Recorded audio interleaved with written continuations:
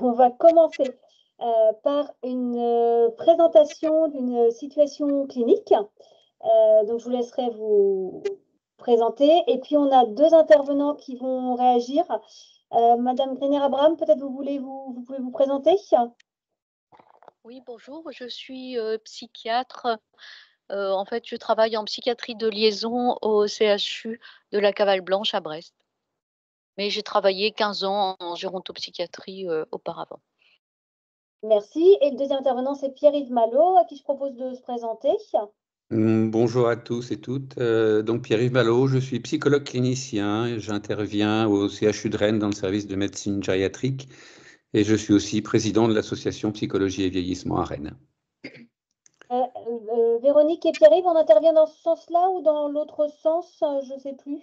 Non, non, c'est très bien que Véronique C'est dans ce commence. sens-là. Très bien. Comme ça, je peux m'évanouir après, c'est fini.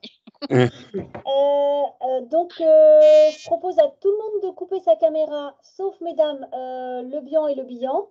Et donc après, seuls les intervenants rallument leur caméra. Merci à tout le monde de garder vraiment le micro coupé tant que vous ne parlez pas. Et par contre, n'hésitez pas à poser des questions dans le chat et vous pouvez les poser au fur et à mesure des présentations.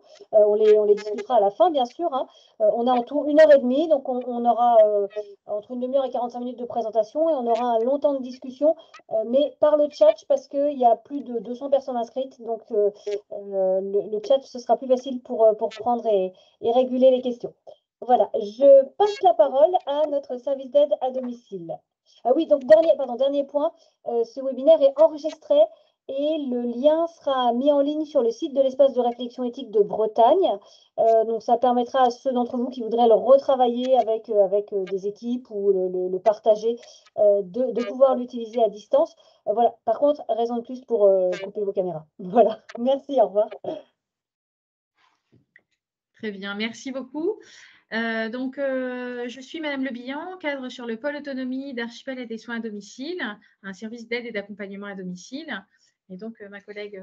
Bonjour, donc moi je suis Hélène Bihan, je suis cadre de santé également sur le pôle autonomie. Voilà. Pour préparer ce webinaire, nous avons mis en exergue une situation clinique qui prend en effet plusieurs comportements qui peuvent être rencontrés pour les aides à domicile. Donc, Monsieur D, on va l'appeler Monsieur D, est âgé de 58 ans. Il vit seul dans un appartement sur Brest. Il ne sort plus de son domicile. Il est accompagné par l'UDAF de Brest dans le cadre d'une mesure de tutelle. Il a 2 filles qu'il voit très peu et n'apporte aucune aide auprès de leur père. Il est accompagné par un service d'aide à domicile à raison de 3 fois 1h30 par semaine pour lui faire ses courses, l'entretien de son logement et de son linge et maintenir le lien social. Monsieur présente une addiction à l'alcool et consomme quotidiennement. Jusqu'alors, son addiction est connue de la tutelle, du médecin traitant et de sa famille, mais non prise en charge en raison du refus de Monsieur D. Il y a 3 semaines, Monsieur D a chuté à son domicile. Il a été conduit aux urgences pour une fracture du poignet. À son retour à domicile, le médecin traitant a rédigé une ordonnance pour que les aides à domicile n'achètent plus d'alcool durant les courses. Cette ordonnance est appuyée par la même demande de la part de la tutrice et de ses filles. Monsieur n'a aucun suivi sur le plan addictologie et ou psychiatrique. Les aides à domicile ont tenté de l'orienter vers le GEM pour renouer un lien social avec l'extérieur et monsieur refuse systématiquement.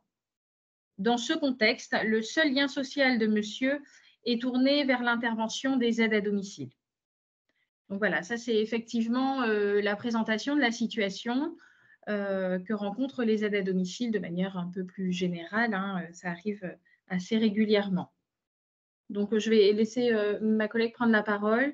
Alors c'est vrai que ce qui avait été constaté sur cette situation, c'était que l'épisode de la chute et de l'hospitalisation a amené le médecin, ou alors a peut-être aussi servi de prétexte au médecin traitant et à la tutrice, ainsi qu'à ses filles, pour effectivement interdire la consommation d'alcool à Monsieur D. Mais c'est vrai que cette situation et ces décisions prises un peu unilatéralement, nous ont amenés à nous questionner, notamment sur la question des réponses et de l'attitude à adopter par les aides à domicile.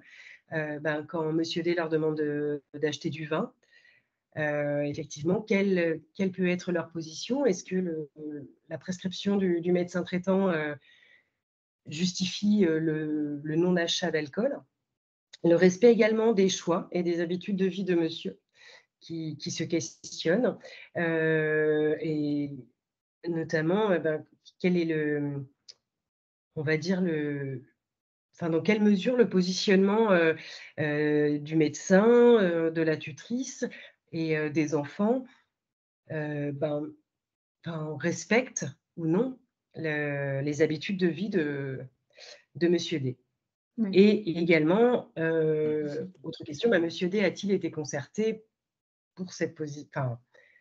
Est-ce qu'il a été informé en tout cas de tout ce qui était mis en place, notamment pour l'interdiction d'achat d'alcool par les aides à domicile? La question se pose effectivement, puisqu'il continue à en réclamer l'achat aux aides à domicile. Voilà, donc ce qui se passe effectivement, de ce que peuvent remonter les aides à domicile dans ce genre de situation où il peut y avoir, alors là en l'occurrence, c'est une ordonnance du médecin qui vient acter, je dirais, une forme d'interdiction, mais parfois, voilà, ce sont les enfants hein, qui peuvent simplement appeler le bureau et dire, voilà, quand vous faites les courses pour mon papa et n'achetez pas d'alcool, puisque quand il s'alcoolise, voilà, il peut être amené à chuter. Voilà, donc la question que posent les aides à domicile, c'est monsieur, c'est à lui que je rendais compte quelque part. Il me demande d'acheter de l'alcool quand je vais faire ses courses. C'est moi qui arrive à domicile et si je lui amène pas l'alcool, voilà, se questionne aussi sur comment je vais être accueillie finalement après. D'autant que là, dans cette situation, c'est pour ça que j'ai insisté là-dessus, ce sont les aides à domicile qui sont vraiment le lien social de monsieur. Donc, voilà en tout cas les questionnements que cela peuvent arriver auprès du service. Alors. Merci beaucoup pour cette présentation. Je vais passer la parole au docteur Greiner-Abraham. Merci, Aline Corpol. Donc, en fait, je vais juste essayer en 10 minutes hein, de vous poser les questions qui sont soulevées de façon assez claire. Hein. Donc, n'oubliez pas ma bouteille. Je trouvais que c'était pas mal comme titre. Hein.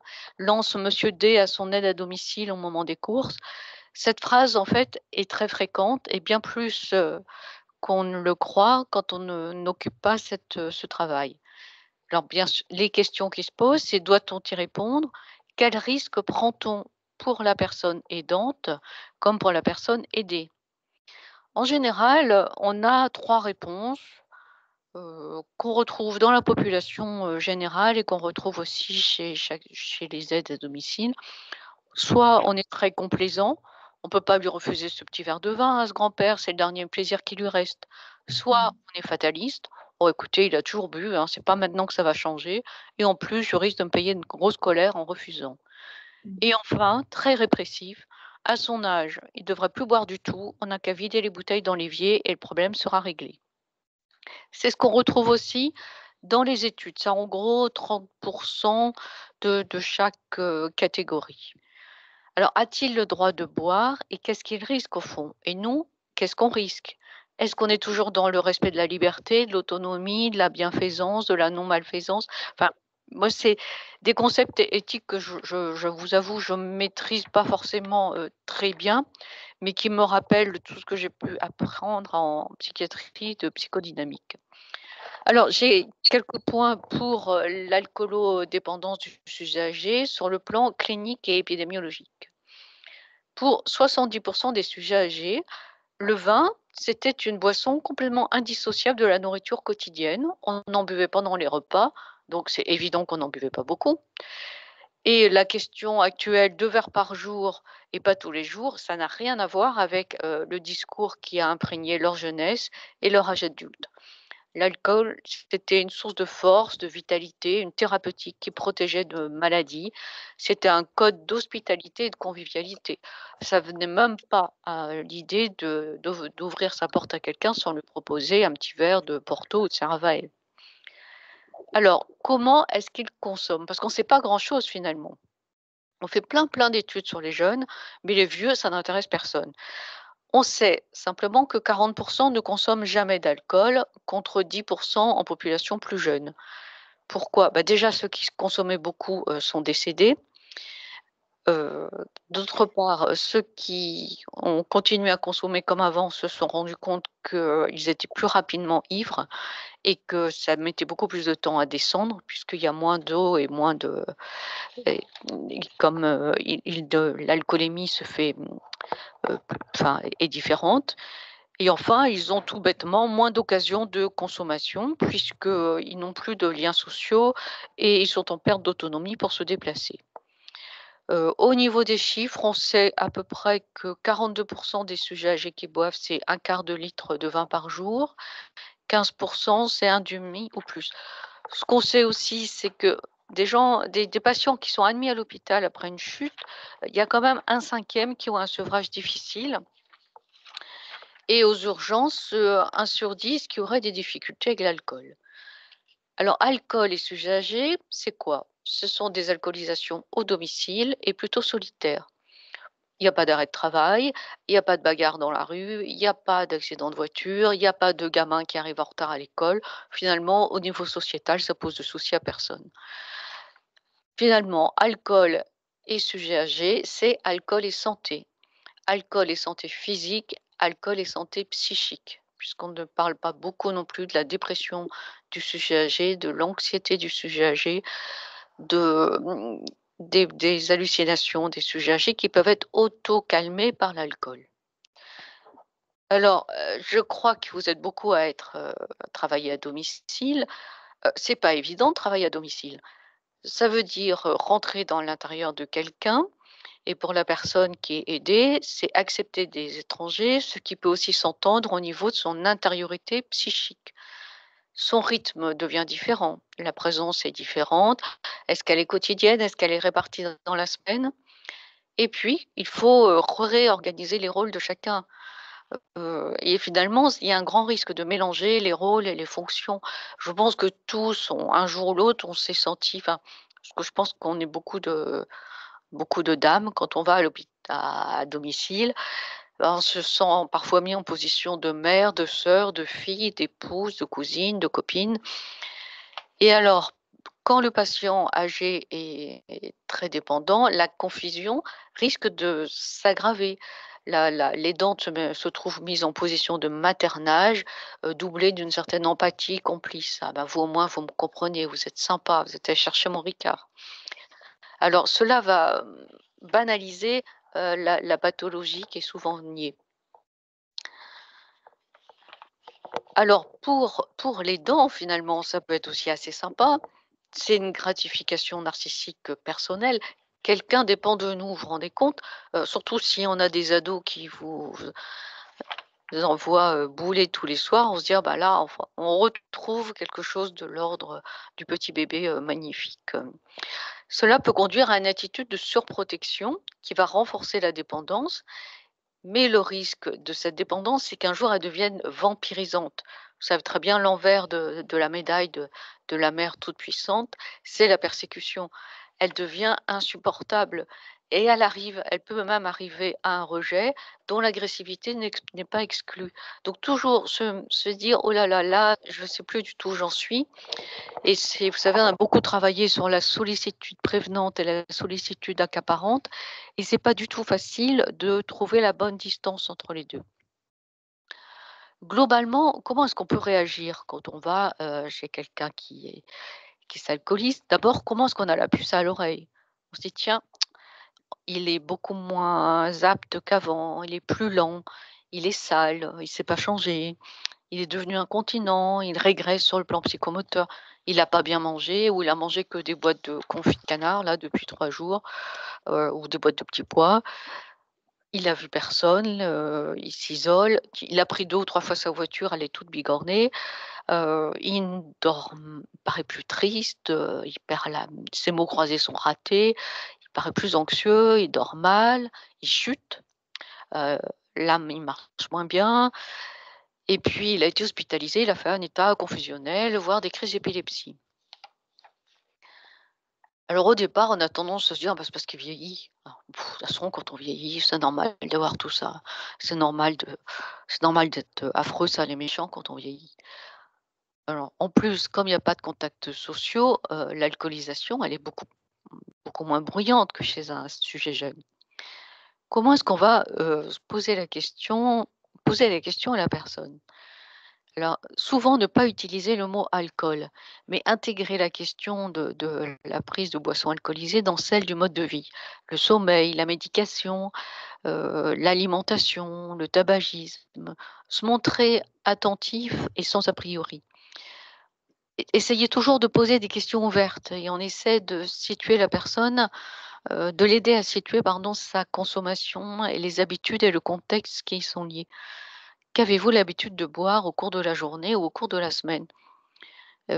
Et puis nommer les boissons, du jus de pomme, du cidre, du vin, de la bière, du mousseux. C'est plus facile que le mot alcool qui est perçu, négativement et souvent, bah, ils vont vous dire: «Ah ben oui, c'est le jeudi, c'est vrai que j'ai mes copines qui reviennent de la peinture et puis on boit un petit verre de porto». Ou le monsieur qui va vous dire: «Ah ben, le dimanche, c'est mes bières devant le match» ou le vendredi soir, bah: «Oh, c'est ma série, je m'ouvre une petite bouteille de rosé». Une petite, hein, une petite.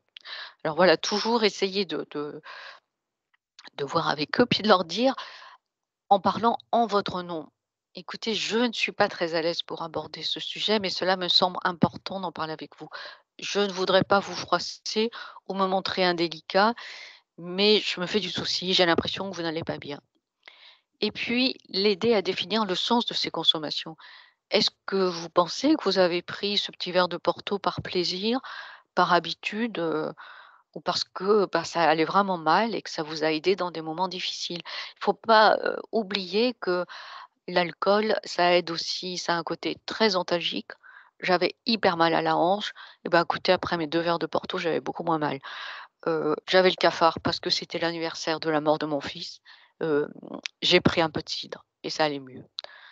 En fait, ça pose problème, toutes les consommations, c'est quand c'est en trop grande quantité, trop souvent ou dans des situations inadaptées. On doit aussi réfléchir à l'état de santé, la prise de médicaments, l'hypertension, les médicaments psychotropes surtout. Est-ce qu'on peut pas voir si on peut pas les baisser, si on peut tout ça, ça doit être réfléchi. Alors une fois qu'on a repéré, alors ça c'est facile, c'est dans la vraie vie, vous savez très bien que ça se passe pas comme ça. En général, on fait comme les autres, hein. On est soit en colère, soit on est complaisant, on se dit: «Oh pff, on va le laisser», soit on est dans une sévérité et un contrôle, excessif et on en oublie de réfléchir à la fonction que ça peut avoir dans l'économie psychique du sujet. Le déni, par exemple. Le déni, ça a une fonction. Quand on vous annonce que vous avez un cancer, pendant 3 jours, vous pouvez être dans le déni parce que sinon vous allez vous effondrer, vous morceler complètement. Et ben, le déni, dire qu'on ne boit pas, ça peut aider pendant un moment. Et il faut, quand on est soignant, faire le deuil un peu de notre toute-puissance et se dire que, ben, la personne, elle garde aussi sa liberté de ne pas avoir envie d'en parler, de ne pas pouvoir en parler. Parce que le déni, c'est pas la dénégation. Et vouloir faire avouer à tout prix à une personne qu'elle rencontre des difficultés à gérer sa consommation d'alcool, on sait que c'est contre-productif. Pourquoi? Parce que l'alcool, c'est un produit auquel elle est attachée parce qu'elle croit qu'il lui permet de s'affirmer et d'accéder à un relatif mieux-être. Alors, c'est clair que le problème de démence va complexifier la situation. Jusqu'où la personne possède-t-elle un discernement pour se souvenir de sa consommation d'alcool? Bon, vous vous souvenez bien la blague quand on était au lycée, enfin, je pense que vous êtes tous je bois pour oublier que je bois.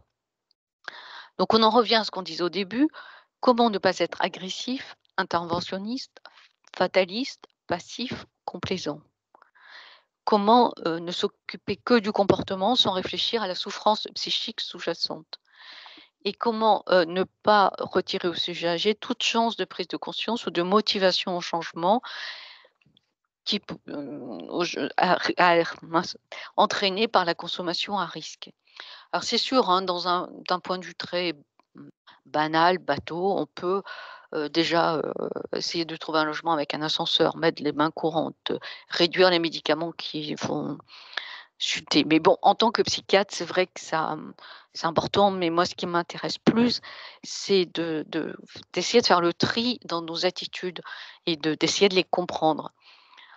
Parce que intervenir dans la relation avec la personne âgée, c'est savoir qu'est-ce qui lui appartient et qu'est-ce qui m'appartient à moi. C'est toujours, vous savez, les psychiatres ont dit, enfin les psychologues encore plus, hein, on essaie de mettre du sens là où il paraît ne plus en avoir.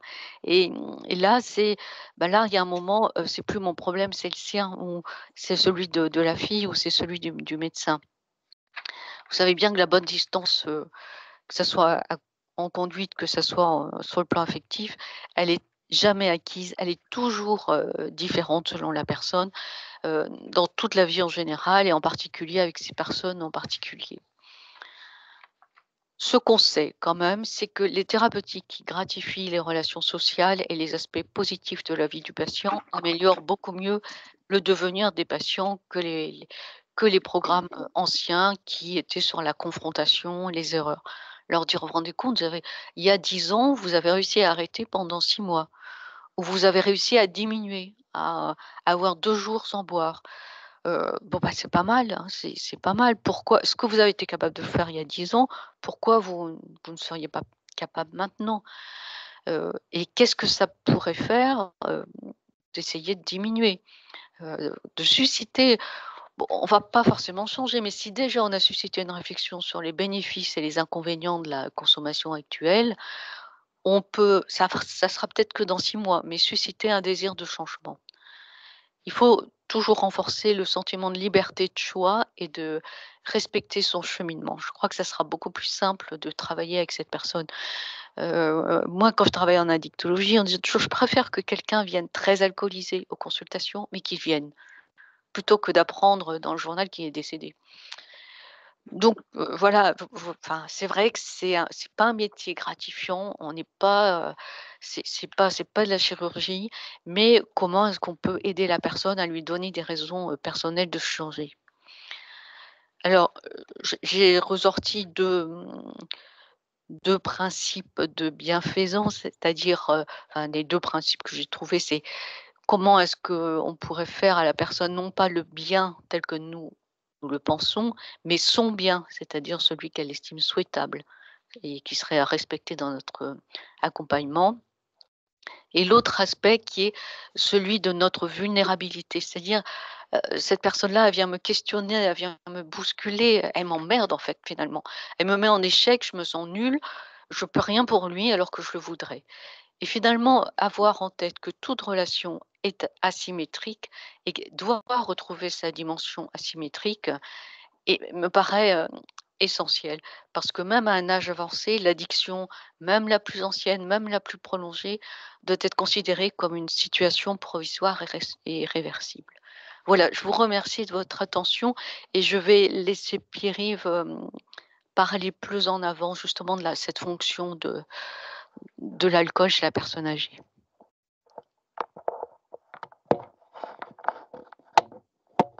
Merci beaucoup à toi, Pierre-Yves. Et donc, n'hésitez pas à poser des questions dans le chat sans attendre la fin de la discussion. Et merci de bien garder toujours vos micros et vos caméras éteints. Alors déjà, un grand merci à Véronique pour son allocution qui vraiment pose le cadre de la discussion. Elle m'a un petit peu savonné la planche parce qu'en fait, je ne vais pas arrêter de dire, comme l'a dit Véronique tout à l'heure, au cours de ce que je vais être amené à vous dire. Je vais quand même un petit peu jouer la mouche du coche, c'est-à-dire me mettre un peu dans une position d'agacé pour permettre peut-être de nous permettre de réfléchir et puis de prendre un petit peu de distance et puis surtout pour égayer le débat de tout à l'heure entre nous. Alors, notre regard effectivement sur l'alcool n'est ni univoque ni intemporel. C'est-à-dire que tout le monde a un petit peu sa position par rapport à cette question de l'alcool, d'en consommer ou pas. Et ce n'est pas intemporel non plus, dans le sens où, comme le disait très bien Véronique tout à l'heure, il n'y a pas si longtemps encore, on le jugeait même plutôt bon pour la santé. Pour la petite anecdote, un ami à moi qui travaillait comme cadre à la SNCF me disait que dans les années 80 et même 90, les personnes qui posaient les rails à la SNCF, le contremaître, la première chose qu'il faisait le matin en arrivant, c'était de mettre une bouteille de vin tous les 10-15 mètres. Voilà, pour qu'il puisse avoir de quoi boire du vin tout au long de la progression de la construction des voies de chemin de fer. Donc, vous voyez, ça, c'était il n'y a pas si longtemps que ça, somme toute. Mais bon, depuis quelques années, les discours de santé publique nous serinent à l'envi qu'il ne faut pas dépasser 2 verres de vin par jour, ou 2 verres par jour tout court, et pas tous les jours, au point que nul aujourd'hui ne peut s'excuser de ne pas le savoir. Au point aussi qu'à l'hôpital, dans les dossiers médicaux, évidemment électroniques et partagés, les personnes qui dépassent ce seuil se voient affublées de la mention OH+, pour alcoolique, et que cela les suivra longtemps, parfois jusqu'après leur décès, parce que les dossiers restent encore dans l'ordinateur, et ceci même si elles ne boivent plus une seule goutte d'alcool. Donc il y a une forme de stigmatisation quand même autour de cette question du 2 verres par jour, là, qui est très importante, et qui surtout vient mettre une espèce de clivage qui n'a pas d'intérêt en soi entre des personnes qui seraient dans les clous et des personnes qui ne le seraient pas. Mais ce qui est important de voir, c'est que ce discours, à l'instar des publicités, exactement de la même façon, finit par s'immiscer au plus profond de notre cerveau, à force d'être répété. Ligne rouge à ne pas franchir. Et cela appuie bien sûr sur le ressort de la culpabilité dont nous sommes tous équipés. Certains, comme mon collègue et copain psychologue Philippe Lecor, qui maintenant est en retraite, mais qui a longtemps travaillé à l'École des hautes études en santé publique et a écrit un livre, c'était en 99, je crois, avec Bernard Patureau, qui était très intéressant autour de ces questions de santé publique et de biopouvoir, qui s'appelait Du biopouvoir à la démocratie, ce livre. Philippe Lecor, donc, a dénoncé un peu cette tyrannie des experts, parlant de biopouvoir, de santé totalitaire même, et souhaitant au contraire redonner toute sa place aux sujets désirants et aux citoyens. Car le sujet ne veut pas toujours son bien. Et le citoyen se dérobe souvent aux responsabilités du vivre ensemble. Alors comment faire? Comment faire entre un trop de limites et un pas assez de limites? Peut-être en interrogeant les situations au cas par cas et en tenant compte du désir de chacun et de son droit au risque.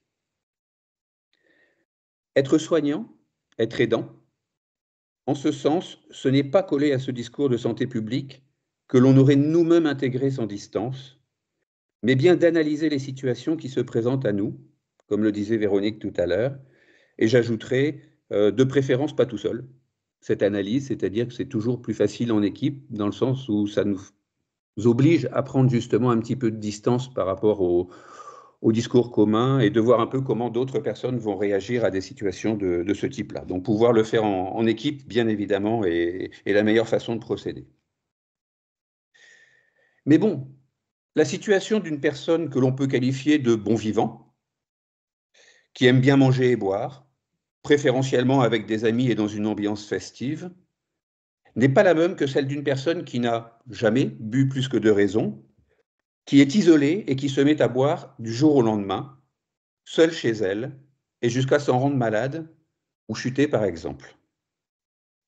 Dans ce deuxième cas, il s'agit effectivement de s'inquiéter et d'essayer de comprendre ce qui se passe psychologiquement pour la personne, si un événement particulier, par exemple, arrivé il y a peu de temps, a pu motiver ce changement brusque d'attitude, si elle se sent triste, et on peut tout à fait lui poser la question directement, ou si elle est très angoissée, par exemple. D'autant plus, et c'est important aussi, que l'on sait aujourd'hui, on a longtemps cru que la consommation d'alcool était un facteur de risque de suicide. dans le sens où si on regardait la carte de France des suicides et la carte de France de la consommation d'alcool, elles étaient quasiment superposables. On s'est rendu compte que ce n'était pas exact et que la consommation d'alcool en soi n'est pas un facteur de risque de suicide, mais par contre, qu'une alcoolisation brutale et excessive en est un.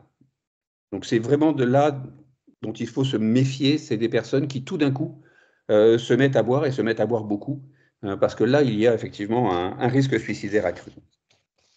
Et certainement des raisons de souffrir qu'il s'agit pour nous de comprendre.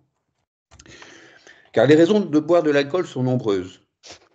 Vivre un bon moment, prendre l'apéro pour rompre avec sa journée de travail, parfois aussi faire comme les autres pour se sentir intégré à un groupe. Mais ça peut être aussi pour anesthésier son cerveau, pour ne plus penser, ou par désespoir. Dans les premiers cas, on peut dire que les personnes font ce qu'elles veulent, et que si du point de vue de la santé publique il y a des risques, c'est leur choix, et leur droit de les prendre. Dans les seconds cas, il y a presque certainement souffrance psychique, et il s'agit de ne pas passer à côté de ce qui alors représente un symptôme de cette souffrance. L'alcoolisation à ce moment-là peut être pensée comme du registre du symptôme. Cela implique de ne pas avoir un regard moralisateur sur la consommation d'alcool, mais de prendre le temps d'en échanger avec la personne et son entourage pour se donner des éléments de compréhension de la situation. Intervenir à domicile, Véronique en parlait un petit peu tout à l'heure aussi, c'est entrer dans l'intimité, mais aussi dans l'intime de la personne. L'intimité, c'est son chez-soi, c'est là où on arrive effectivement, ce qui est déjà souvent difficile à vivre pour la personne, mais on rentre aussi dans son intime, dans le sens où elle ne peut pas vraiment nous cacher, ou plus difficilement en tout cas, nous cacher ses brèches. Ce qui pouvait être caché ne l'est plus vraiment. Et cela peut être mal vécu par les personnes âgées qui ne s'y résignent que quand vraiment, elles ne peuvent pas faire autrement, du fait soit de leurs limitations physiques, mais aussi psychiques ou cognitives. Et les aides à domicile ne sont alors pas toujours bien accueillies, ou alors parfois sur le mode du « je paye pour un service », qui n'est satisfaisant pour personne, pas pour les aides à domicile qui ont l'impression d'être voilà, juste là pour faire le ménage, mais ni pour la personne non plus, hein, qui se met en confrontation à ce moment-là avec les dents professionnelles. Mais en même temps, cette petite phrase, comme d'autres hein, que l'on peut entendre quand on est aide à domicile, permet à la personne aidée, quelque part, de rester maître du jeu. Car intervenir à domicile, dans la majorité des cas, c'est venir pallier à une situation de dépendance de la personne. Être dépendant d'autrui, c'est lui octroyer une position de pouvoir par asymétrie dans la relation, et cela que ce soit pour les aidants familiaux, de la même façon que pour les aidants professionnels. En fait, on est dépendant de l'autre qui pourvoit à nos besoins. Ce faisant, il devient difficile de lui demander quelque chose parce qu'à chaque fois qu'on lui demande quelque chose, cela vient accroître cette asymétrie dans la relation, cela vient accroître la dette que l'on a à son encontre. C'est ça qui fait dire « je paye pour ce service ». C'est une façon d'annuler au fond cette asymétrie qui peut, comme ça, arriver dans la relation. Pour la personne âgée, cela revient donc à dire « il m'apporte ce dont je ne suis plus capable, je lui suis donc redevable de s'occuper de moi ». Et on rejoint en ce sens la relation de don contre don dont parle l'anthropologue Marcel Mauss. Il a étudié ça sur certaines tribus primitives d'Afrique et des îles, où il s'était rendu compte qu'au fond, dans les tribus voisines, il y avait une coutume de se donner une partie de sa récolte. Et qu'au fond, la tribu qui donnait le plus mettait l'autre en situation de dette, alors même qu'elles avaient du coup moins à manger elles-mêmes, parce qu'elles avaient donné à l'autre tribu, mais que du coup l'autre tribu lui était redevable et du coup était en position de faiblesse. Donc en fait, dans cet échange du don contre don dont parle Marcel Mauss, on voit bien ce qui se passe aussi dans la relation avec des personnes dépendantes. C'est ça, hein, c'est cette idée-là que plus on lui donne, plus on la met en position de faiblesse et que de cette position de faiblesse-là, elle peut se trouver en difficulté, soit ne plus rien demander pour ne pas devoir plus, soit parfois devenir agressive, effectivement, avec les aidants, pour comme annihiler d'une certaine façon ce que l'on doit. Avec les enfants, par exemple, ça peut être aussi ma fille, d'accord, tu m'aides aujourd'hui, mais je me suis essayé aux 4 verres pour que tu puisses faire des études. Voilà, donc ça, là, le don contre don se rééquilibre à l'aune d'une vie. D'où parfois ces réactions comme je paye cher pour cette aide, vous devez faire ce que je vous demande, ce qui est une façon de tenter de remettre un petit peu d'équilibre dans la relation. L'aidant professionnel, de son côté, peut se trouver pris dans des raisonnements qui peuvent être contradictoires. Aider la personne à aller mieux en subvenant à ses besoins pour lui permettre de se maintenir en santé. Mais aussi promouvoir son autonomie. Et ça, c'est un discours aussi que l'on entend beaucoup depuis 20 ou 30 ans. Maintenir l'autonomie de la personne, la promotion de l'autonomie. Et la question de l'alcool rend bien compte de cette contradiction, d'une certaine manière. Priver la personne d'alcool répond à la logique du maintien en santé, mais pas à celle de l'autonomie de la personne, l'autonomie étant prise ici dans son sens étymologique, de mener sa vie par rapport à ses propres valeurs. C'est moi qui choisis pour moi de la façon dont je souhaite mener ma vie. Et c'est ce qui peut mettre l'aidant professionnel en difficulté si jamais une troisième voie intermédiaire ne trouve pas à se dessiner. Il existe aussi, et c'est bien normal, je dirais, une responsabilité morale des soignants, dont la vocation attendue est de faire le bien pour l'autre. Mais il existe aussi une certaine culpabilité que l'on va retrouver chez les aidants professionnels comme chez les aidants familiaux. Une culpabilité qui est tout simplement due à la pulsion de mort. Quand on s'occupe de quelqu'un qui est très dépendant, qui n'est pas facile, qui est voilà, parfois agressif, on peut en arriver à penser des choses dans sa tête qui sont, par exemple, du registre du qu'il aille au diable. Mais qu'il aille au diable, ça veut dire qu'il meurt, d'une certaine manière. Et on peut avoir ces pensées fugitives de mort de l'autre, de disparition de l'autre, parce qu'effectivement, il vient nous poser problème, nous poser souci. Mais cela, et ça Véronique le disait déjà un petit peu tout à l'heure, peut amener du coup une culpabilité intense de la part du soignant ou de l'aidant familial qui a eu ces idées de disparition de l'autre, culpabilité qui peut du coup amener à une surprotection de la personne âgée ou dépendante, dans le sens où effectivement, s'il meurt, il ne faudrait pas que ça vienne de moi. Parce qu'alors la culpabilité effectivement rejaillirait de façon très importante et me mettrait à mal. D'où cette tendance que l'on peut effectivement constater souvent à une surprotection de la personne en situation de dépendance. Que l'on puisse se dire, s'il meurt, au moins, ce ne sera pas de ma faute, j'aurais fait tout ce que je pouvais pour le maintenir en vie. Mais ce faisant, effectivement, on ne tient pas toujours compte de ce que la personne peut nous dire, peut dire de ses propres désirs. On peut avoir tendance parfois à l'étouffer un petit peu à ce niveau-là. Et il y a aussi régulièrement une pression de la famille, elle-même prise dans ces mêmes turbulences affectives, émotionnelles, et qui, pour protéger son parent, va tout faire, y compris contre son gré. Le problème peut être alors celui d'une coalition entre les soignants et la famille. Et là, dans le cas de M. D, ce que l'on peut voir, c'est qu'elle est même étendue, cette coalition, dans le sens où la tutrice, le médecin, la famille pensent la même chose, qu'il faut que M. D arrête de boire.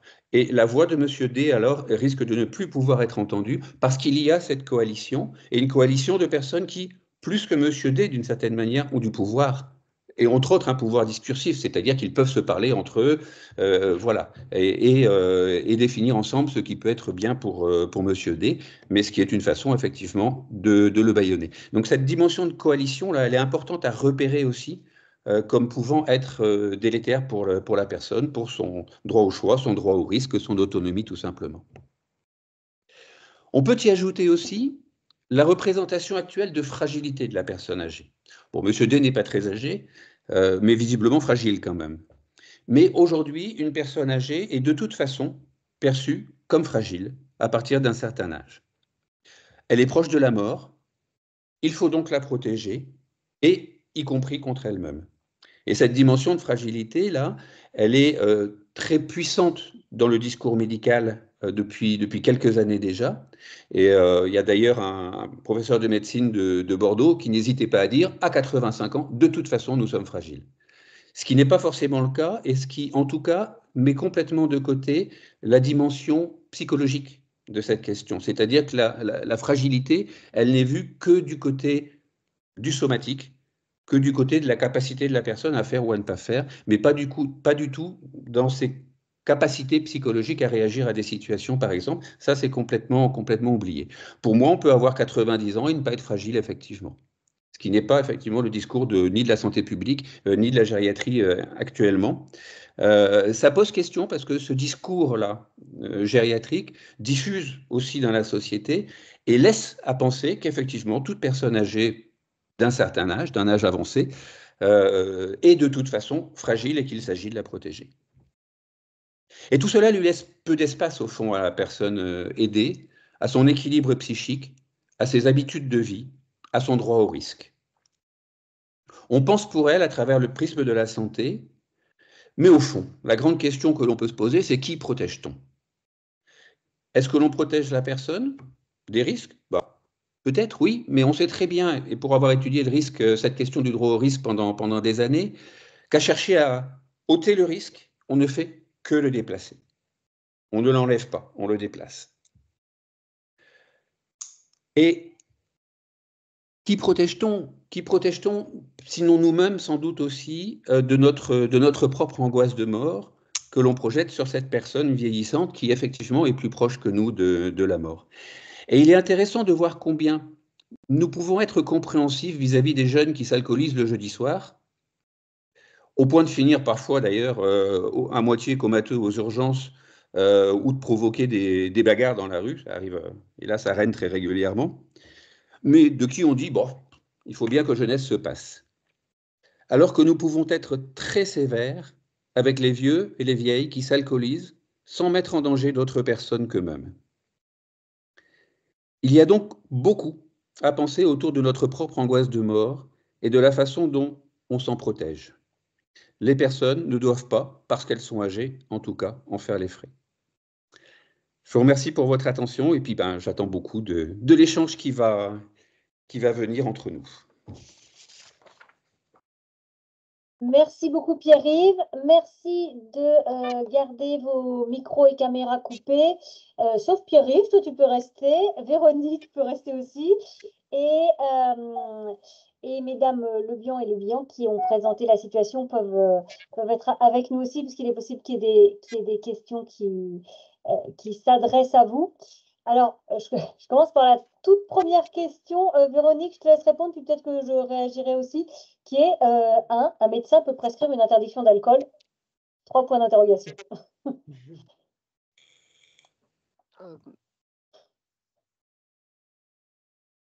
J'espère que j'ai bien... Oui. Attendez, oui, Ah bon, c'est parfait. Je suis handicapée technologique, hein, mais à mon avis, non.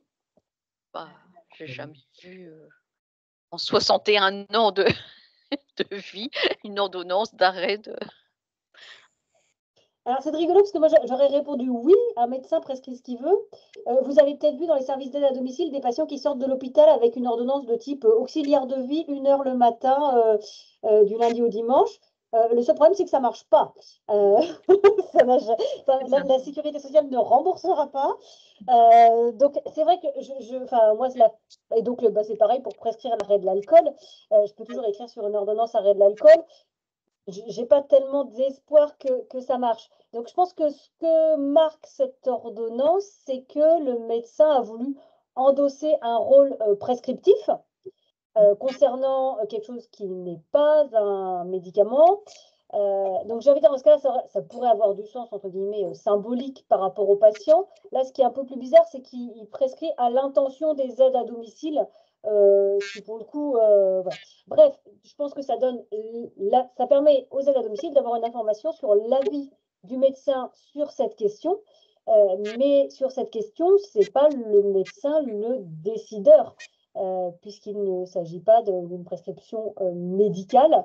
Voilà, donc c'est plus une transmission d'informations, on va dire, qu'une prescription qui s'imposerait à des professionnels de santé que vous n'êtes pas. Voilà.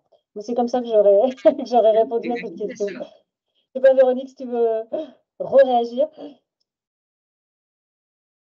Non, bah, je ne sais pas, Pierre-Yves, ce que tu en penses. Bah, je pense que c'est plus une injonction qu'une prescription, en l'occurrence. Oui, c'est le statut du médecin, en fait, qui fait que il y a le statut du médecin. Oui, tout à c'est fait. ça, il utilise son statut pour dire « je décide ». Voilà. En espérant que ça va marcher. C'est pas gagné. Ce qui m'étonnerait fort, effectivement, oui. Alors après, si je me place d'un point de vue purement médical, c'est vrai que moi, ça m'interroge un peu parce qu'en général, on déconseille des sevrages brutaux, sauvages et non accompagnés. Après, là, la situation que je peux imaginer, c'est qu'en fait, il a été sevré à l'hôpital et donc du coup, il y a le médecin informe, entre guillemets, que pour lui, il n'y aura pas de syndrome de sevrage parce que le sevrage physique a été fait à l'hôpital. Bon, Non, je ne sais pas. Et vu la durée des hospitalisations actuelles, en plus, je ne pense pas. Pas sûr. Benzodiazépine d'ailleurs. Hein. Les internes, les jeunes internes, ils arrivent en se frottant les mains. J'ai nettoyé l'ordonnance. Je suis horrifiée. Les dames qui prennent du Temesta depuis 50 ans, allez hop, ça a été arrêté. Elles sont restées 3 jours hospitalisées. Bon. Et les complications viendront après. Alors, ça c'était la première question. Deuxième question, alors je vais passer d'abord la parole à Pierre-Yves et puis Véronique, tu pourrais répondre. Sur est-ce qu'il pourrait y avoir de la non-assistance à personne en danger? Est-ce que les aides à domicile pourraient être accusées de non-assistance à personne en danger devant des situations d'alcoolisation massive? C'est-à-dire à quel moment à quel moment est-ce que la personne est en danger, quoi? Et à quel moment le danger est tel que l'auxiliaire de vie devrait se positionner?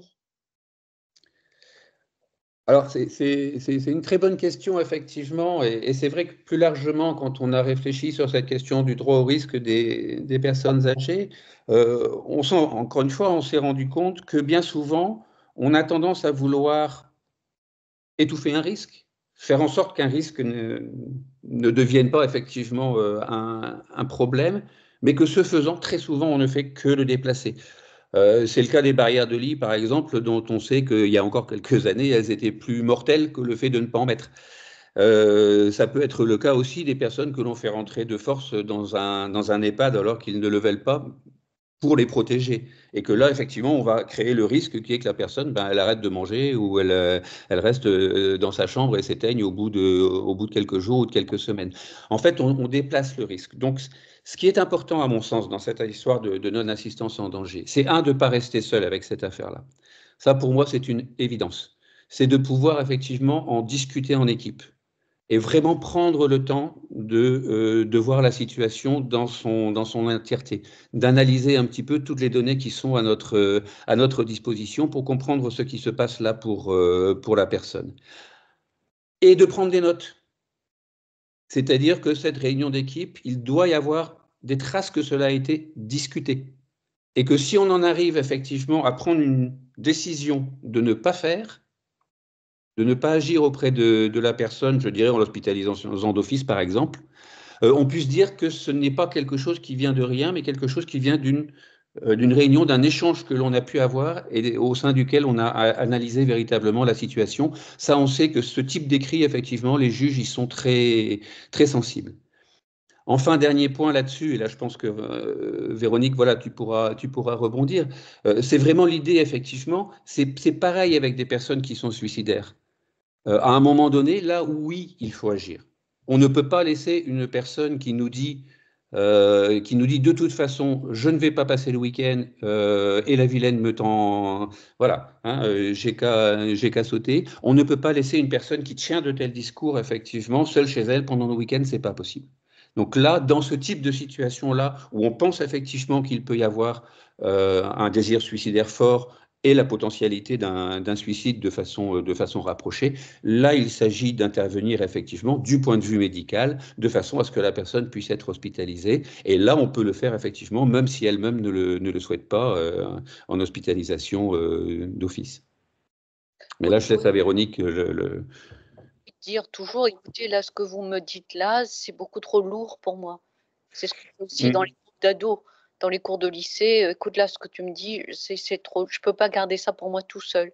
Et toujours se dédouaner de dire. Et puis, c'est thérapeutique aussi pour la personne d'entendre qu'elle n'est pas seule à décider. Ça la sort de sa position de toute puissance. Écoutez, vous me demandez d'acheter une bouteille de whisky, pour moi, c'est trop. Il faut que j'en parle à ma responsable, il faut qu'on en parle à l'équipe.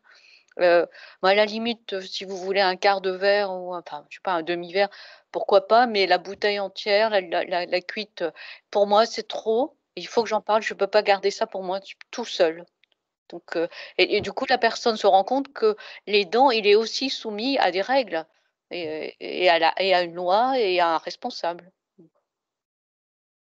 Je vais réagir juste sur l'expression non-assistance à personne en danger, qui est quelque chose qui est souvent, on va dire, agité un peu comme un drapeau, comme une peur par les services d'aide à domicile. Juste d'un point de vue légal, on en avait parlé lors de précédents webinaires, la non-assistance à personne en danger, c'est vraiment, il y a un danger imminent, je pourrais intervenir sans risque pour moi et je ne le fais pas.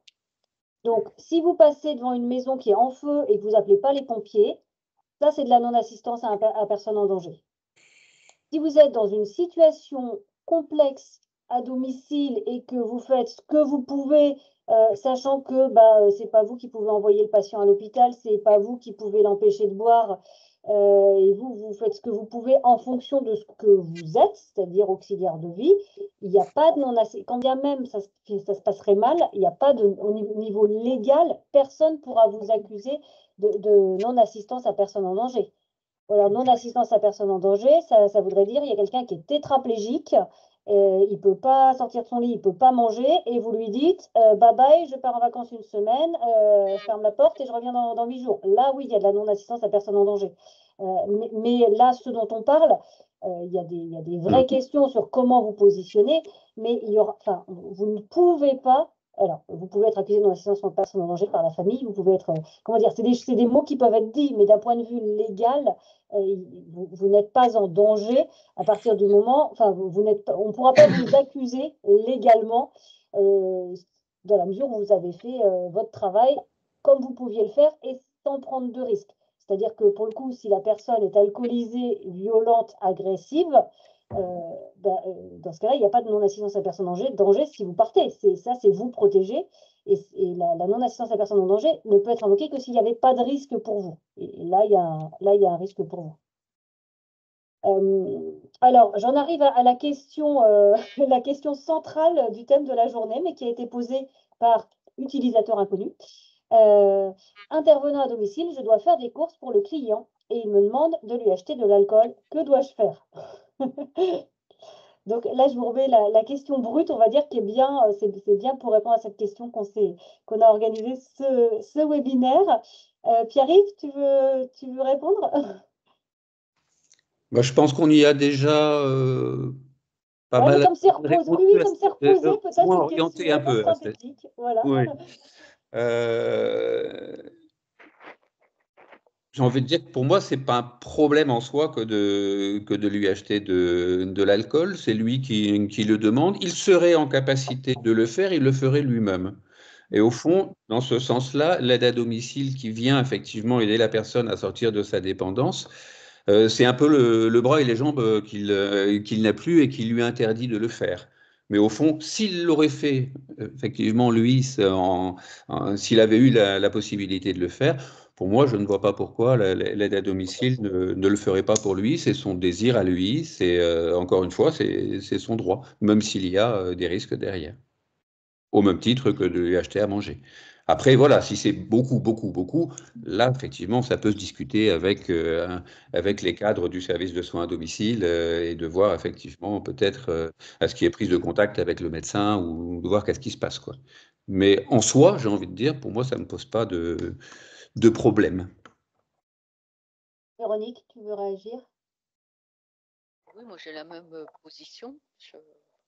Sauf si vraiment il lui demande de lui acheter 20 cubis, on peut demander si elle a l'intention de fêter ses 80 ans, mais bon. En effet, c'est un peu justement la politique, nous aussi, que l'on a et on s'engage là-dessus avec les salariés, c'est de dire en soi, il vous demande de l'acheter au même titre qu'il vous demande d'acheter 6 œufs, 4 tranches de jambon, etc., vous lui achetez. Maintenant, c'est la veille et la surveillance qu'il peut y avoir sur cette consommation derrière et l'état dans lequel se met la personne accompagnée. Et auquel cas, effectivement, en référer auprès de la responsable pour alerter justement s'il faut le médecin ou les services infirmiers s'il y en a, voilà, sur en tout cas ce que ça amène comme état derrière concernant la personne accompagnée. Alors, une question spéciale, Pierre-Yves. Le droit au risque. Une personne en situation d'alcoolisation chronique est-elle en capacité de décider pour elle-même? Alors moi, je vais la reformuler différemment. Est-ce que quand on a des troubles cognitifs, on a encore droit au risque? Est-ce que quand on a des troubles cognitifs, neurologiques ou liés à l'alcool, est-ce qu'on a encore droit au risque? Là aussi, j'ai envie de dire, je ne répondrai pas tout seul à cette question-là, parce qu'il y a des situations diverses et variées. Je crois que, voilà, je n'aurai pas une réponse univoque. Je pense que dans certains cas, oui, effectivement, la personne est encore en capacité de poser ses choix. Moi, ce que je vois, c'est que quand des personnes ont vraiment des troubles cognitifs très sévères, la question de l'alcool, elle ne se pose plus vraiment, hein. Si j'ose dire, ils ont oublié. Et c'est rare de voir effectivement dans des unités de vie protégées, par exemple, des personnes âgées qui demandent de l'alcool aux soignants. Enfin, ça n'arrive plus jamais, ça. Donc, bon, voilà. Tant que la personne est en capacité effectivement de poser un certain nombre de choix de vie pour elle-même, le fait qu'elle ait des petits troubles cognitifs n'est pas forcément un problème en soi.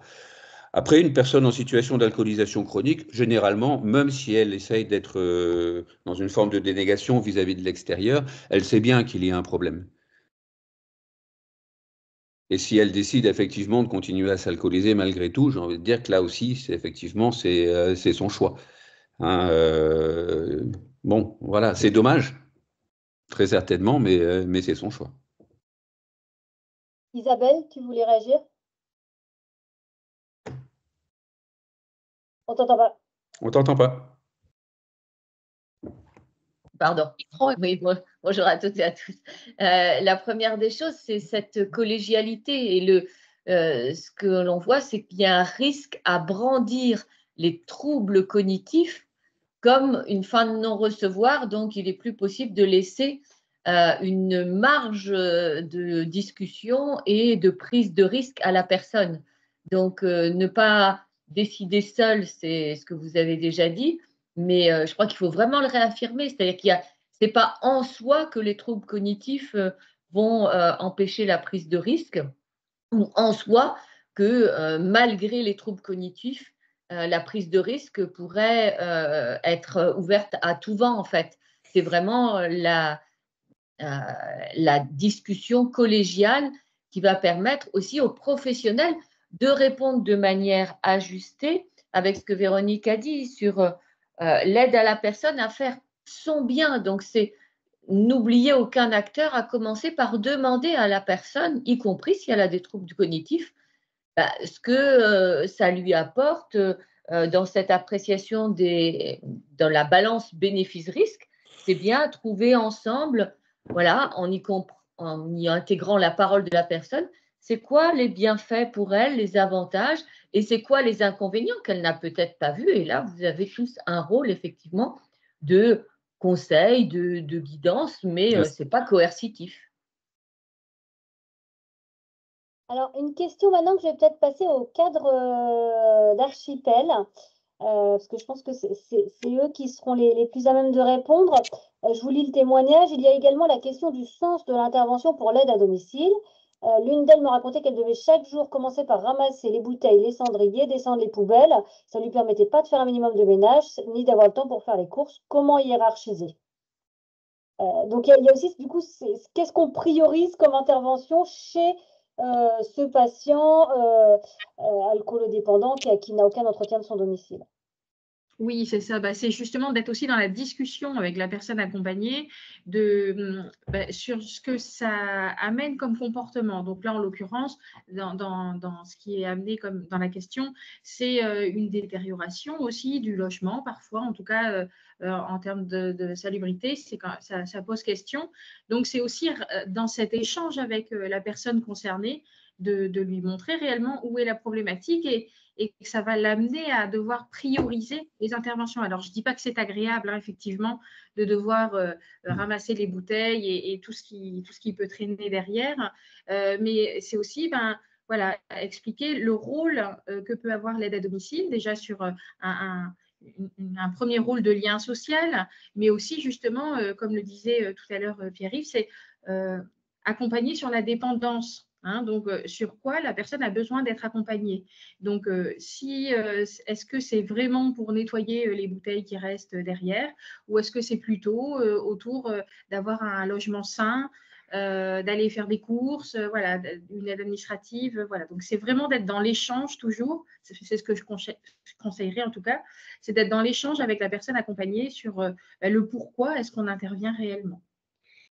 Oui, et puis derrière, ça peut aussi, effectivement, si on n'en parle pas avec l'usager, voilà, ça va être compliqué de trouver des terrains d'entente, mais il peut y avoir des terrains d'entente et il peut y avoir des horaires, par exemple, décalés pour permettre aussi à la personne accompagnée de ranger aussi lui-même son logement. Enfin, il y a peut-être des choses aussi qui peuvent être aménagées de cet ordre-là et laisser peut-être aussi la personne pouvoir faire elle-même aussi certains actes, quoi, et justement en ramenant toujours à l'aide souhaitée et au rôle aussi des aides à domicile. Mais je trouve intéressant cette question du comment hiérarchiser.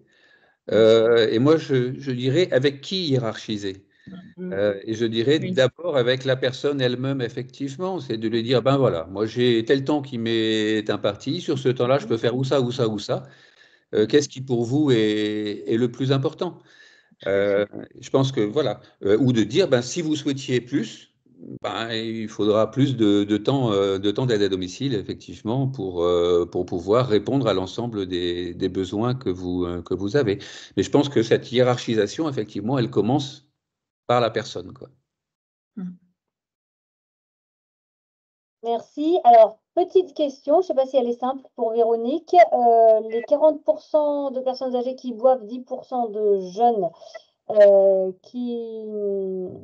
Non, c'est pas, non, c'est l'inverse. 40% de personnes âgées ne boivent pas et 10% des jeunes ne boivent pas. Quelles sont les tranches d'âge?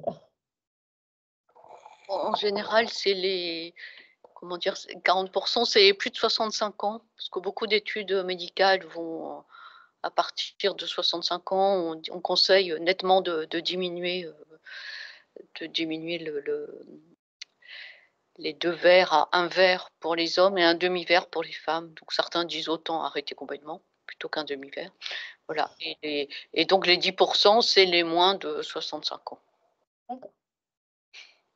Très bien, merci. Alors maintenant, une question plus difficile pour ceux qui se sentent de répondre. Lorsque la personne a des idées suicidaires, moi je pense, Véronique, ça va être pour vous. Lorsque la personne a des idées suicidaires permanentes et des alcoolisations massives, comment aider les intervenants à domicile? La personne ne souhaite pas se faire aider ni soigner alors qu'il y a déjà 2 passages à l'acte. Là, je pense qu'il faut pas rester seul et qu'il faut prévenir les supérieurs et appeler le médecin ou SOS médecin. Enfin, là, s'il y a des propos suicidaires et une alcoolisation massive, on ne se pose pas trop de questions, hein, avec une demande de tiers. Mais après, c'est le problème du médecin. Je crois qu'à un moment donné, il faut se dire, là, c'est trop pour moi aussi. Je peux pas. C'est trop compliqué d'intervenir. J'appelle votre médecin traitant ou j'appelle SOS médecin. Parce que ce que je crois lire dans cette situation, c'est que l'aide à domicile a l'impression de l'avoir déjà fait et à chaque fois il revient et il va pas mieux. Et je pense qu'on est aussi potentiellement dans la question les aides à domicile ne sont pas toutes puissantes, mais les médecins non plus, en fait. Et que parfois on n'y arrive pas, quoi. Enfin, je sais pas ce que tu en penses. Bah oui, c'est clair que les psychiatres sont pas tout puissants. Le mythe zéro suicide, il n'existe pas. On a très bien, il y a des gens qui restent 6 mois à l'hôpital et bon, qui se suicideront quand même après leur sortie, quelques jours après leur sortie. Bon, on essaie de l'éviter, mais Et donc la personne me précise, le psychiatre est au courant, la tutrice également, passage infirmier quotidien, auxiliaire de vie tous les jours. Bah oui, j'imagine que ce qu'il faut là, c'est essayer il me semble, de voir quand est-ce que c'est comme d'habitude et quand est-ce que c'est pas comme d'habitude. C'est-à-dire que là, le psychiatre est au courant que la situation est mauvaise, on va dire, et néanmoins, la personne est rentrée à domicile avec un plan d'aide qui vaut ce qu'il vaut, on va dire, c'est-à-dire que personne ne vous demande on ne pourra pas surveiller 24 heures sur 24 quelqu'un qui est à domicile et tout le monde en est conscient. Donc, parce que la question, c'est en tant que responsable, comment accompagner l'équipe qui intervient. Je pense que c'est surtout les rassurer sur le fait que on a fait le maximum. Notre rôle, c'est juste de passer tous les jours, voir comment ça va. Et si c'est comme d'habitude, c'est-à-dire que ça va mal, il n'y a rien de plus à faire. Si par contre, il y a quelque chose de nouveau par rapport à d'habitude, par exemple, s'il est dans le coma, là, on fera les pompiers à ce moment-là, quoi. Je sais pas, Véronique, comment tu lis cette situation? C'est vrai que les aides à domicile sont très confrontées au décès par suicide. Et souvent, c'est eux qui arrivent le lundi matin pour dépendre des personnes âgées. Je ne sais pas si tu vas rassurer tout le monde avec ça. Non, mais dans les formations prévention suicide en Centre-Bretagne que j'ai pu faire, on était assez stupéfait de voir que c'était des personnes qui finalement étaient en première ligne. Et donc on peut comprendre, et je crois qu'il faut vraiment qu'elles soient aidées en équipe, et si besoin, que ça change. En disant là, ça devient compliqué pour moi, est-ce qu'une collègue peut pas intervenir pour voir aussi son appréhension de la situation, parce que moi, j'arrive plus à y voir clair. Et quand on est seul, c'est hyper angoissant. Oui, moi je suis tout à fait d'accord avec Véronique. Effectivement, ce sont des situations qui sont très très difficiles à vivre pour les aides à domicile, bien évidemment. Et qui, quand elle retourne chez elle le soir, garde évidemment ces images de la personne en souffrance avec son discours suicidaire. Voilà, c'est très difficile à vivre psychologiquement pour les aides à domicile, ce type de situation. D'où effectivement le fait de ne surtout pas rester seul avec ces affaires-là, de pouvoir en discuter avec des responsables, en discuter en équipe. Et effectivement, Véronique, tu as raison, et de faire en sorte que les aides à domicile puissent tourner sur des situations comme celle-là, que ce soit pas toujours la même qui se trouve dans ces postures d'angoisse là à se demander si la personne n'est pas décédée entre les deux moments où elle est passée la voir, quoi. Donc oui, on est dans du complexe, hein. On est dans du difficile. Et effectivement, alors ce qui se passe, c'est effectivement d'en discuter en équipe, mais aussi de déresponsabiliser justement l'aide à domicile qui se dit il faut que j'arrive à accompagner cette personne, lui faire changer les idées, les choses comme ça. C'est très très complexe et difficile. Mais donc d'en parler en équipe. Sans jugement, bien sûr, hein, mais c'est vrai que assez souvent, c'est typiquement le genre de situation quand on en parle en équipe. On en arrive alors je mets des guillemets, hein, mais à diaboliser un petit peu la situation. Et là, on peut être amené à avoir des salariés qui vont dire ah non, mais moi je ne me sens pas du tout d'aller dans cette situation. Et on a du coup une usure de certaines salariés qui se sentent en capacité ou qui même dépassent leurs limites en termes de capacité et qui vont s'investir et se surinvestir dans la situation. Donc, c'est aussi peut-être en équipe d'accompagner les aides à domicile et de les déresponsabiliser de ça, de leur dire qu'elles ne sont pas garantes du résultat et des choix de la personne accompagnée. Oui, alors certainement maintenant, il y a responsabilité et responsabilité. On sait que la responsabilité pénale de la personne ne pourra pas être engagée effectivement dans cette affaire-là. On sait que sa responsabilité professionnelle vraisemblablement non plus. Reste la responsabilité morale. C'est ça. Et celle-là, c'est bien difficile de l'enlever des aides à Oui. domicile, cette responsabilité Tout à morale, fait. parce qu'elles le ressentent par devers elles-mêmes, et même en essayant d'analyser la situation et de mettre un peu tout ça à distance, ça n'empêche que le retour chez soi le soir, ça continue de tourner Tout dans à la fait. tête, Oui, et que oui. ça reste difficile, parce que cette responsabilité morale, c'est difficile de la chasser comme ça. Oui. Hein. Donc, par contre, je pense, dans cette situation-là, le psychiatre est au courant.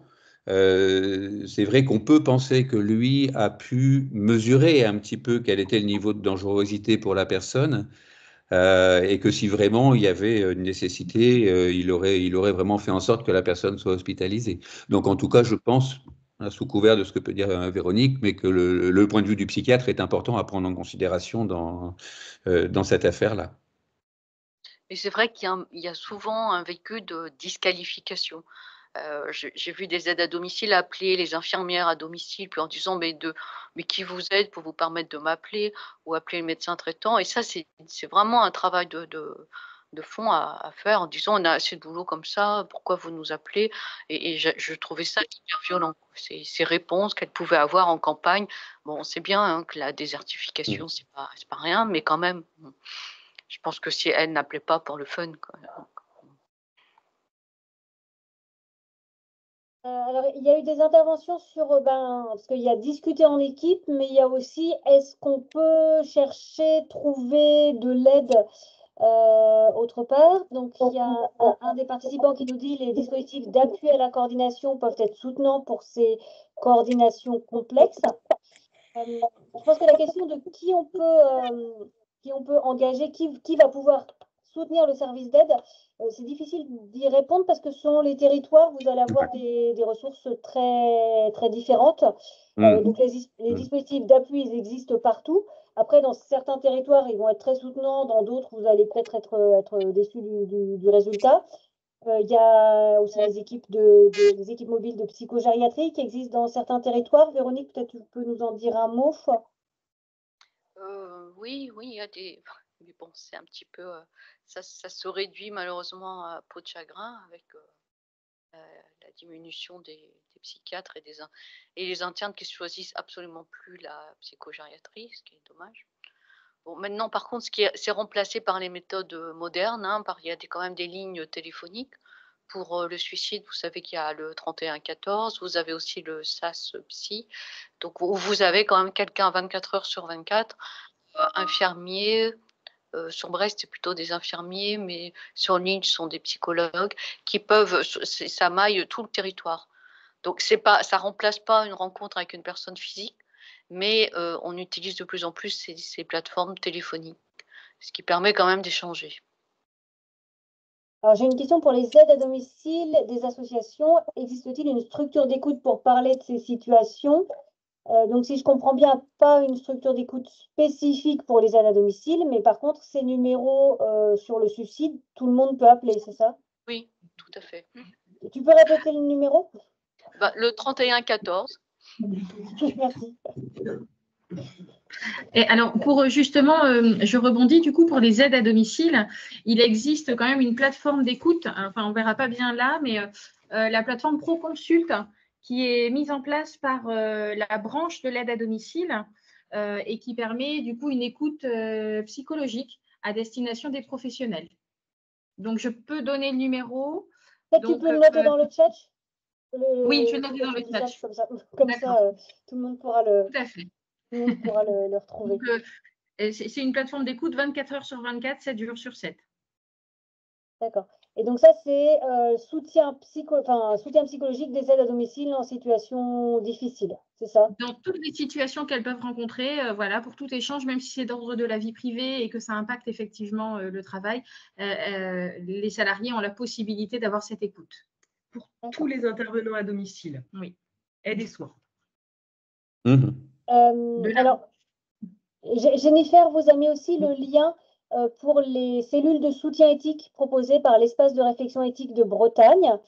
Donc là, c'est plutôt après en avoir parlé en équipe et avec vos cadres. Si vous souhaitez avoir un avis extérieur au service d'aide à domicile, vous pouvez poser une question. C'est un questionnaire en ligne où vous décrivez un petit peu la situation et votre question. Suite à ça, vous êtes rappelé par un des membres de l'espace de réflexion éthique de Bretagne et il y a comment dire, un groupe de réflexion éthique qui se met en place pour vous apporter une réponse rapide. Alors, rapide, c'est quelques jours, hein, c'est pas en pleine nuit, hein, mais environ une semaine après, on pourra vous faire l'espace de réflexion éthique de Bretagne pourra vous faire un retour. Mélanie, tu souhaites intervenir? Je voulais juste rebondir sur la proposition de solliciter des dispositifs d'appui à la coordination. Il ne faut pas hésiter malgré tout, parce que les DAC sont là pour venir en appui aux professionnels et les questions de positionnement des professionnels, nous, on est là aussi pour en échanger en tant que tiers extérieur à la situation et éventuellement dans la situation. Et effectivement, on a, nous, quelques situations cliniques qui ont pu être soutenues et les personnes ont pu rester vivre à domicile parce que le DAC faisait tiers et soutenait notamment les aides à domicile dans des situations du même type que celles qu'on a évoquées aujourd'hui. Donc, n'hésitez pas. Merci. Très bien, merci. Alors, je vois dans les commentaires aussi que certains parlent de groupes d'analyse de pratique qui permet justement de travailler sur cette question de la responsabilité morale et de le vivre aussi bien que possible. Voilà, je ne savais pas que c'était répandu dans les services d'aide à domicile, mais je trouve ça super. Alors, je regarde si j'ai oublié des questions. Si vous en avez d'autres, c'est le moment. Il est très juste que les groupes d'analyse de pratique sont très, très pertinents, effectivement, dans des situations comme celle-là. Après, ils ne sont pas si fréquents que ça. Donc, voilà, il faut réussir à en trouver qui fonctionnent et dans lesquels on peut s'inscrire. Mais bon, il n'y a pas tant de groupes d'analyse de pratique que ça.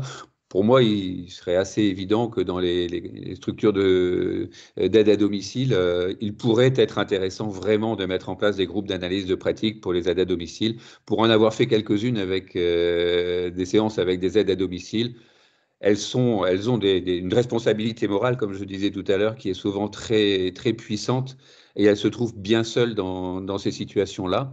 Le fait de pouvoir exprimer des situations de ce type-là en groupe d'analyse des pratiques professionnelles, c'est très intéressant, bien sûr.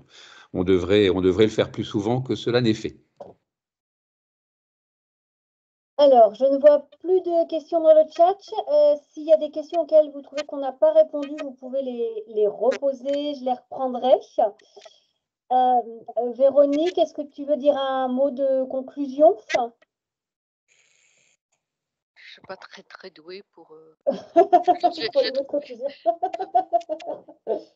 J'ai trouvé en tout cas que l'échange était très riche et intéressant. Merci. Pierre-Yves?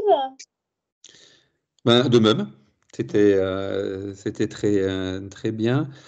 Ce qui me va bien aussi, c'est qu'on est assez d'accord avec Véronique, somme toute. Donc, au moins, on n'a pas eu trop à débattre entre nous deux. Les psychiatres et les psychologues qui se tapent pas dessus, ça. Ouais.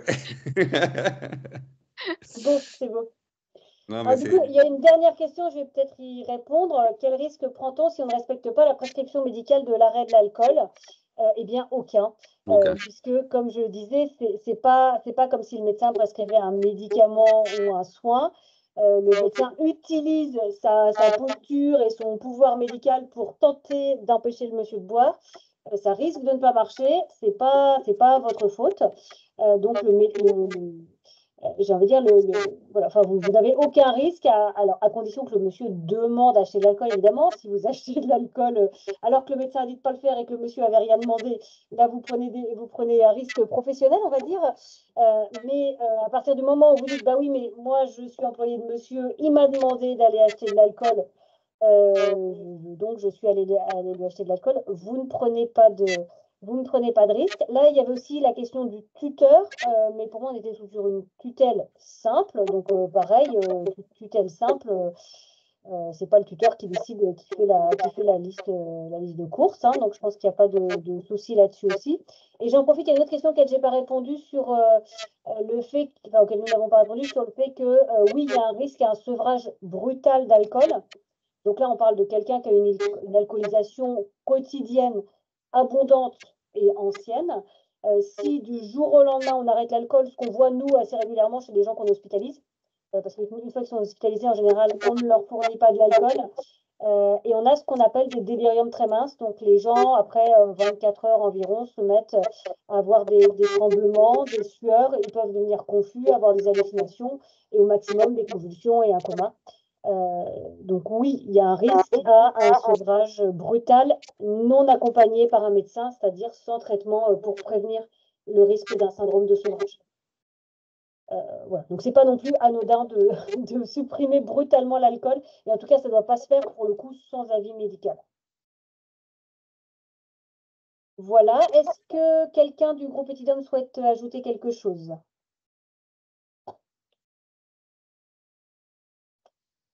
Alors, je vous remercie tous de votre participation. On est formidablement à l'heure, je n'ai pas l'habitude. Vous allez tous recevoir un questionnaire de satisfaction. Si vous pouvez prendre quelques minutes pour le remplir, ça nous aidera à organiser les prochains webinaires. Vous aurez une question sur des thèmes que vous souhaitez voir abordés, donc ça nous aidera à choisir les thèmes et puis ça nous aidera au niveau du format, au niveau de l'organisation. Et puis donc vous retrouverez sur le site de l'EREB, à l'onglet Etidom, le lien pour revisionner ce webinaire pour ceux qui le souhaitent. Merci de votre participation. Merci à toi, Pierre-Yves. Merci Pierre-Yves et Véronique. Ouais, Merci beaucoup. Avec grand plaisir. Au revoir à tous. Au revoir.